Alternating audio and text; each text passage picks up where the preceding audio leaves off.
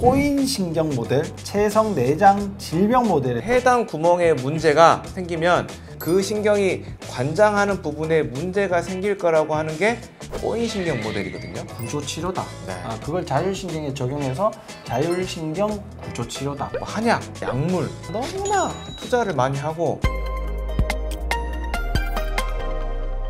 안녕하십니까. 아프지 마셔의 닥터 준스 김준영입니다. 안녕하십니까. 아프지 마셔의 닥터 준스 조정입니다.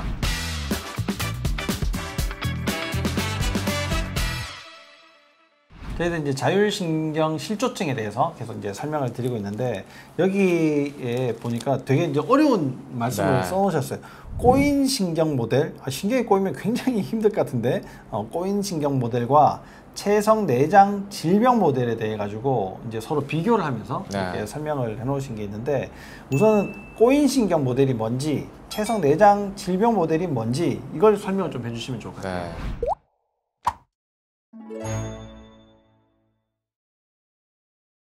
그 설명 이전 이야기를 좀 드릴게요. 자, 우리 몸을 모든 것들을 지휘한, 즉 감각과 운동과 내장기관의 기능 모든 것들을 지휘하는 거는 신경이 합니다. 다른 게 뭐 약이 하는 것도 아니고 영양제가 하는 것도 아닙니다. 신경이 합니다. 그래서 그 신경 경로에 문제가 생기면 감각도 운동도 내장기관의 기능도 문제가 될 수 있는 거죠. 그러면 그 신경 경로에 문제가 생기는 거를 꼬인 신경 모델에서는 어떻게 설명을 하냐? 가장 문제가 될 수 있는 곳이 어디냐면 신경이 척수, 그러니까 척추 내부에서 바깥쪽으로 빠져나오는 그 구멍에서 가장 문제가 잘 일어나거든요. 그래서 그 해당 부분에, 해당 구멍에 문제가 생기면 그 신경이 관장하는 부분에 문제가 생길 거라고 하는 게 꼬인 신경 모델이거든요. 그 부위 신경이 이제 꼬여가지고 문제가 생기는 것처럼 생길 수 있다. 근데 찾아봤더니 이 문제가 없어도 내장기관에 문제가 생기고 1:1 매칭이 안 되더라? 1:1 매칭이 전혀 안 되는 거예요.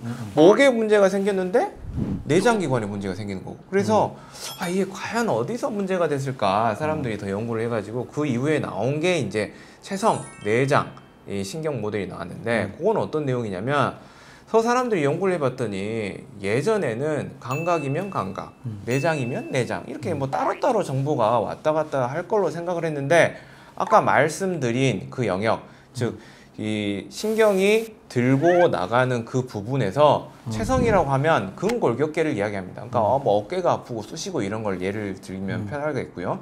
그 다음에 내장이라고 하는 거는 심장이고 폐고 뭐 장이고 이런 부분들에서 올라오는 정보들이 거기서 수렴, 합쳐지는 거죠.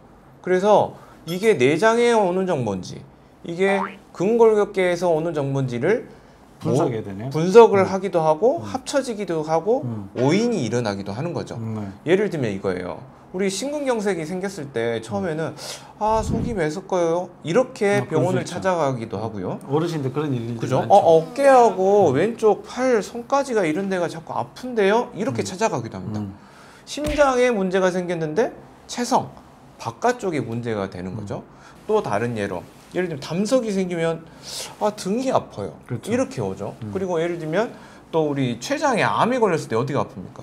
등이 쪼개지도록 이렇게 아프다고 오는 거거든요. 즉 내장과 이 체성, 우리 근골격계가 서로 연결이 되어 가지고 어디서 신경이 들고 나가는 그 위치에서 연결이 돼 가지고 서로 정보를 주고받기 때문에 내장의 문제가 근골격계의 문제를 일으키기도 하고 근골격계의 문제가 내장의 문제도 같이 일으킬 수 있다. 이런 모델이 되겠습니다. 그래서 1:1 매칭이 되지 않는 그 이유에 대해서 체성, 내장, 질병 모델로 설명을 하고 있는군요. 그래서 신경이 그런 식으로 이제 문제가 생기는 거는 물리적인 문제, 이제 너무 당겨지거나 물리거나 하는 이런 물리적인 문제, 또 화학적인 문제, 뭐 이렇게 지방이 제대로 공급이 안 된다거나 혈액순환을 통해서 산소가 제대로 공급이 안 된다거나 뭐 이런 여러 가지 문제로 신경이 자꾸 손상되는 그런 상황이 벌어질 때 항상 이런 문제들이 계속 생길 수 있다. 정보의 혼란도 생길 수 있지만 그 신경 자체의 문제 때문에도 생길 수 있다. 이런 이야기들을 이제 쭉 해놓으셨네요. 그러면은 지금 아까 말씀하신 것처럼 척추에서 나갈 때 그 구멍에서 문제가 생긴다고 했잖아요. 그러면 척추라는 게 뼈가 하나씩 이렇게 층층이 쌓여져 있는 건데 그런 것들이 틀어져 있으니까 문제가 생기는 거죠. 그렇죠. 그럼 틀어져 있는 것을 바로 만드는 것을 이제 우리가 구조치료다. 네. 그걸 자율신경에 적용해서 자율신경 구조치료다. 네. 뭐 이렇게 이제 얘기를 하는데 그 방법이 우리가 이제 뭐 흔히 쓰고 있는 인대 강화 주사 치료, 네. 뭐 프롤로라는 이름으로 알려져 있지만 그런 것들을 이용하거나 아니면 도수 치료, 뭐 우리 준하 치료, 뭐 이렇게 또 알려져 있는 그런 치료들을 조합을 해서 이렇게 이제 치료를 하게 되는데. 그러면 나는 진짜 어지러워가지고 자율신경 실조 뭐 이런 걸로 갔는데 왜 구조 치료를 해야지 돼요? 나는 소화가 안 돼서 갔는데, 나는 뭐 발기가 안 돼서 갔는데 왜 구조 치료를 해야지 되는지 이런 이해를 잘 못하시는 분들이 있단 말이에요. 네. 그래서 이걸 이제 여기에 설명을 잘 해놓으신 것 같아요. 구조 치료가 당신에게 꼭 필요한 이유. 특히 이제 그런 것들이 자율신경 실조증과 관련이 되어 있을 때 꼭 필요한 이유에 대해서 이렇게 설명을 하셨어요. 여기에 보면 신경이 주행하는 경로에서 좁은 곳, 안정성이 떨어지는 취약한 곳을 찾아야 됩니다. 이렇게 이제 설명인데, 대부분 환자분들이 이제 MRI를 찍어 보시거나 뭐 엑스레이를 찍어 보시거나 이런 이제 검사들을 많이 네. 하시거든요. 하시는데 거기에서 중요한 문제, 진짜 뭐 수술을 해야지 될 정도로 심각한 문제에 대해서는 이게 이제 다 설명을 들으시지만 그런 정도까지 가지 않지만 애매모호한 증상과 관련되어 있는 경우에는 대부분 관련이 있다라는 얘기를 못 듣고 네. 그냥 여기에 병원에 오시게 돼요. 저희들 병원에. 그래서 문제들을 이렇게 짚어주고 그걸 이제 치료를 해서 많은 이제 성과들을 보고 있는데, 결과만 보더라도 사실 구조 치료가 굉장히 중요하다.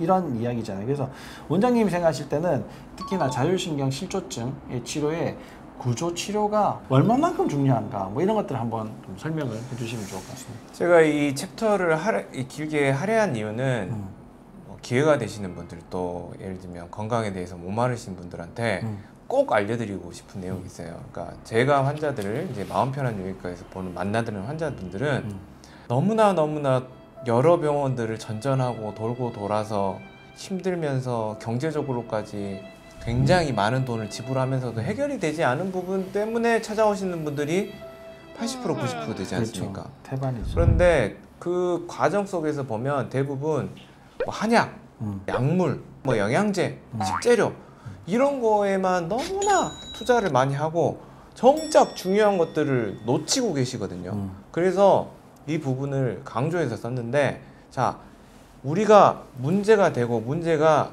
해결이 되지 않는 이유는 생활 습관에서 문제가 된 거고, 그 생활 습관 중에서 자세가 중요한데 그 자세가 잘못되면서 생기는 게 척추의 불안정성이 생기는 거죠. 네. 근데 척추가 하는 역할이 자율신경 길이기 때문에 그 척추의 불안정성이 해결이 되지 않으면 모든 것들을 알아서 스스로 조율하고 있는 자율신경이 해결이 되지가 않습니다.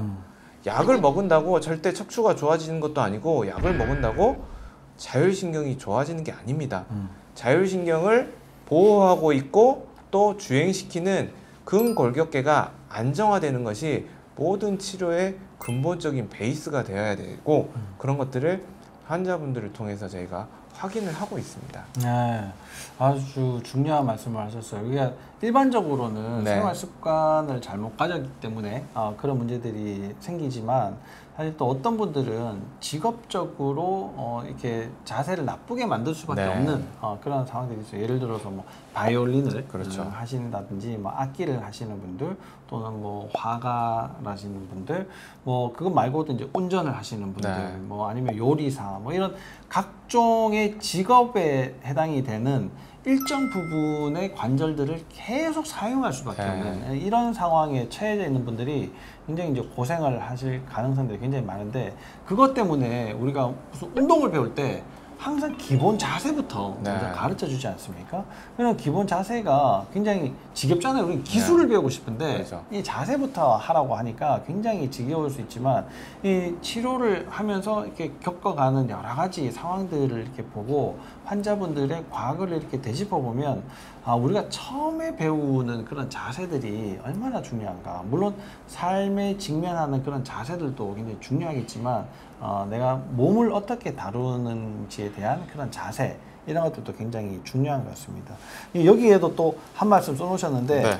루스 슬라비드라는 분이 이렇게 쓰신 것 같아요. 뭐 이거는 교육에 해당이 될 수도 있고, 네. 뭐 우리 인생에도 이렇게 해당이 될 수 있고, 마음에도 해당이 될 수가 있겠지만, 지금은 자율신경 구조 치료에 관해서 이렇게 쓰신 것 같아요.